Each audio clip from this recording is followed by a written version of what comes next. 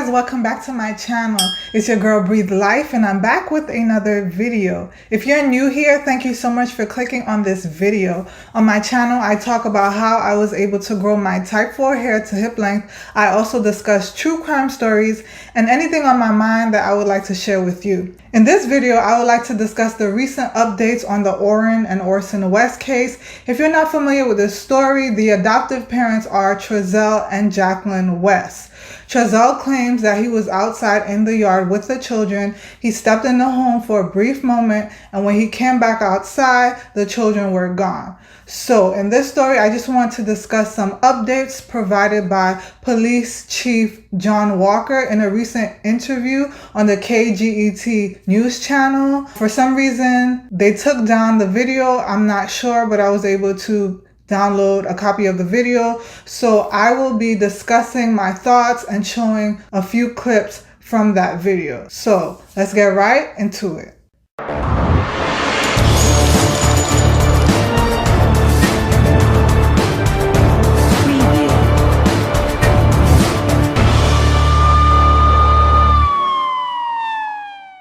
The police chief did say that he is very certain that the boys are not in the house because they searched the house many times and they were very thorough. I am 110% certain those boys are not in that house. I've been in there numerous times. We've searched every possible place in that house. I know people believe that there's secret rooms and there's a basement and there's false walls. And we've searched every possible nook and cranny in that house multiple times. And I am absolutely certain we've searched the backyard multiple times. We've searched underground the backyard with different technology multiple times with nothing. So we can rule that out, that the boys are not hidden somewhere in the ceiling or in the wall. They're not in the house. So the question then is, where are they? And the police chief says that he's pretty certain that the children did not walk away on their own. Because they're so young, they don't have that much stamina, so they wouldn't really get far. We searched thoroughly that night. We brought in airship with infrared, no hits. Again, we searched that whole desert a week later within a 5 square mile perimeter around the house. We found nothing. It doesn't mean they're not there, but I am super confident that, I know little kids are really fast, but I know they have no stamina. So they might take off like a shot, but they're only good for 20 or 30 yards in my experience. But not saying that can happen, but I am super confident they're not somewhere around. I truly believe they just didn't wander off in the desert that night and we haven't found them. And so in past situations with missing cases, is that usually the case, that it's someone familiar that is involved in the investigation or something like that? It's always situationally driven, and I can't point fingers. I mean, we always start from the inside out, of course. The people closest to them, the people who've seen them last, that's who we start with.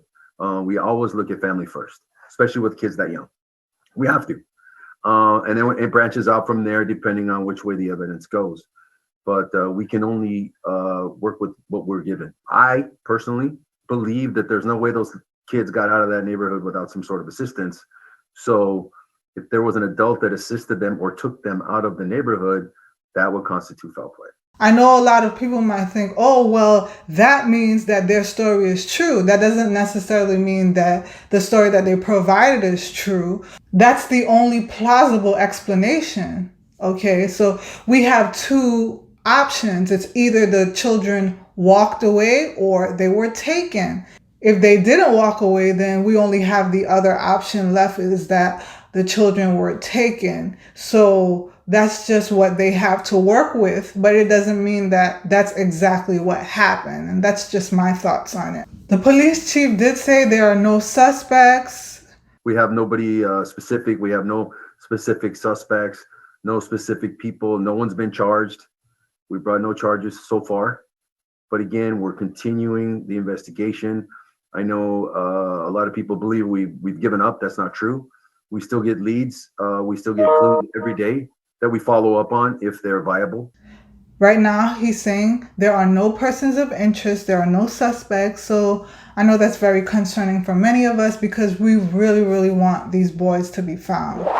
What's very interesting to me is that the police chief was asked about the lie detector test, and he still does not want to provide any information on whether the parents took the test or declined. So did the adoptive parents take a polygraph test in the beginning?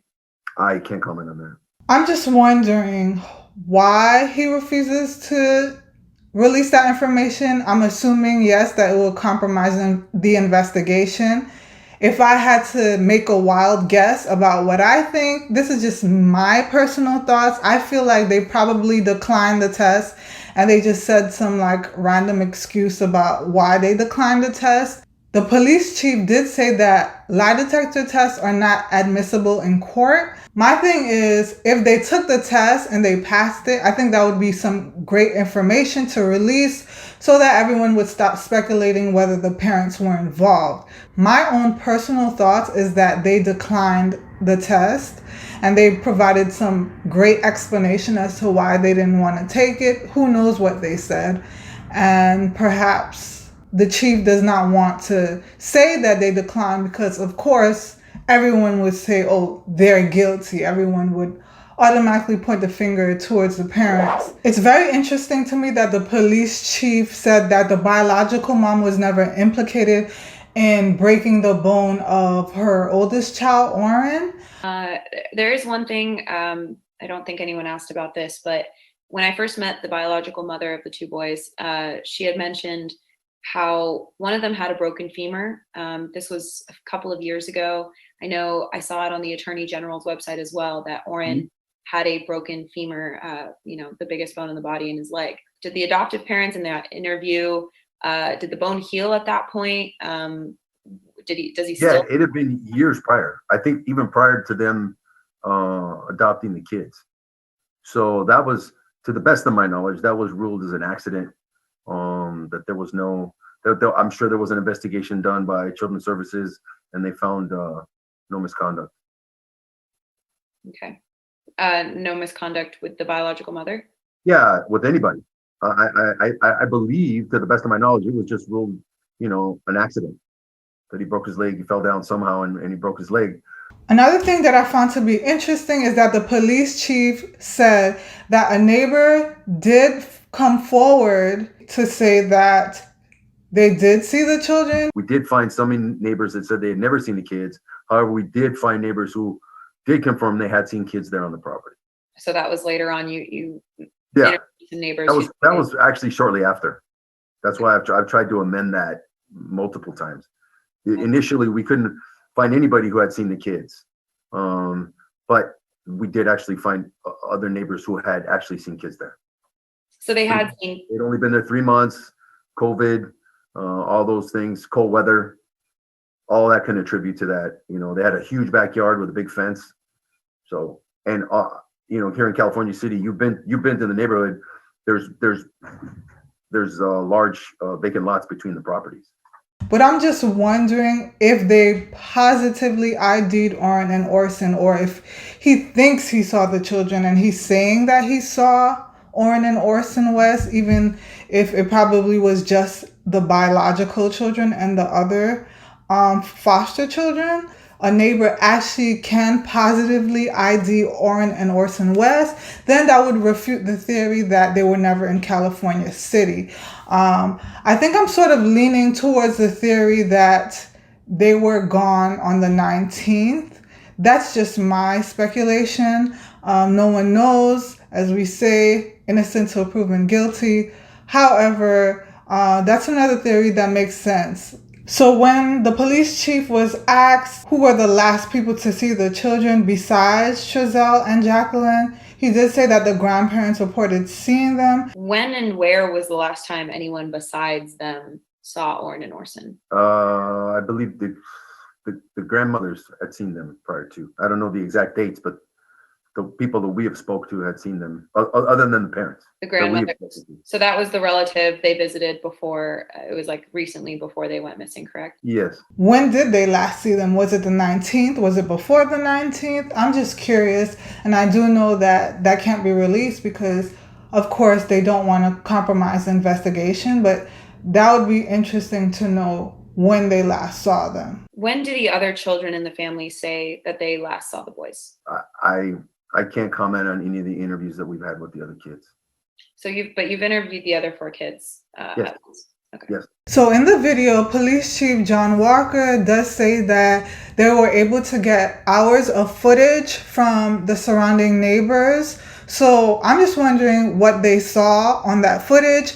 He will not elaborate on what he saw, which is understandable because he does not want to compromise the investigation. But I'm just wondering if they were able to see whether the children were ever in California City, because that is a concern that a lot of people have. They're wondering if the children were ever in that area.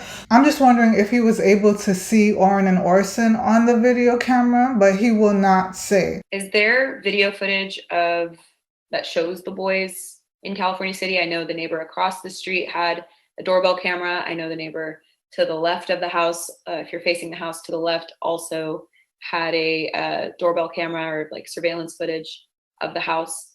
I know police, took that footage and analyzed it. Was there any footage that showed the 2 boys in? We have hours of footage, and I can't comment on any of those. Okay. Any of that.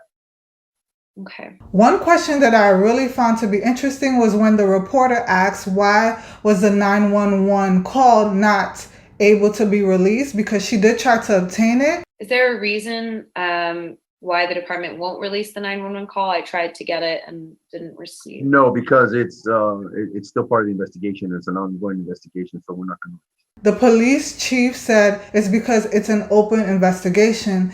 But then she responded and said in the past, she was able to obtain 911 calls from other open investigations. And he just responded that they would not be releasing it because it's an open investigation. I mean, I've received 911 calls from ongoing investigations before, but I guess we're not going to release it at this time. Okay. So it's just because it's an ongoing investigation. That's Correct.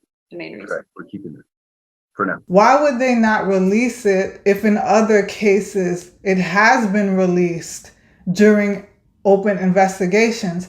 That makes me really think. It just has me thinking whether the 911 call conflicts with some of the things that they said. That's a question that I really have. I would be curious to hear the 911 call. He did say eventually it'll be released, but he said for now they're not releasing the 911 call. I would be very interested to hear that 911 call and see if it really lines up with their story in the official interview that Trezell and Jacqueline West gave. And so you did mention, I knew this, that you took the phones of the 2 parents just a day or 2 after the 2 boys went missing.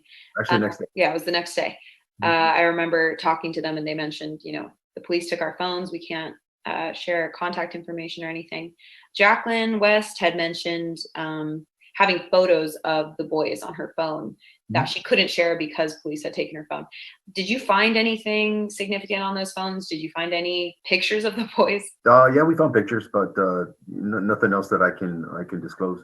Is there a reason why no more pictures of the boys have been released so far? I guess the police department doesn't have access to those photos. I no longer have access to those photos, no. Those actually were taken by the FBI. But the parents have since gotten the phones back. I believe they have new phones now. They have new phones. Wow.